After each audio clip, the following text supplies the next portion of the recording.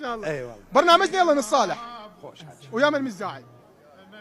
والله حقيقة أنا ما أزعل ويا أي واحد. احنا نريد الحقيقه. الحقيقة لأن ما عندي قلب أزعل ويا واحد، بس عندي زعل ويا إنسان.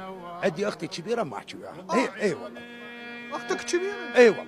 ليش؟ صار سوء تفاهم أنا وياها ما أحكي وياها. صار ايش قد؟ والله صار لنا تقريبا 3 أشهر 4 أشهر. جاك اعياد والاخت تشر ظهرها باخوها. مو رحت لها أكثر من مرة.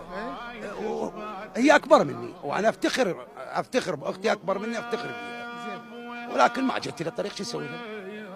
عندك رقمها؟ والله عندي رقم زوجها. ما عندي رقم. نقدر نخابرها؟ إيه تقدر. نقول لها شو اسمك؟ علاء. نقول لها اخوك طاج عمره وراح غصبا ما عليها ترجع للطريق والصالح. وانا هالواحد له. اي والله. تمام. نتصل عليه. متصل بتليفونك. بتليفوني. اي جاهز؟ جاهز. شو حسه خفت.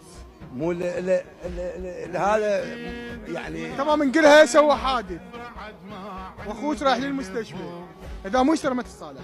اي لان هو راح يطلع زوجها على التليفون اكيد. اعطينا هي ام من؟ ام حسين. تمام.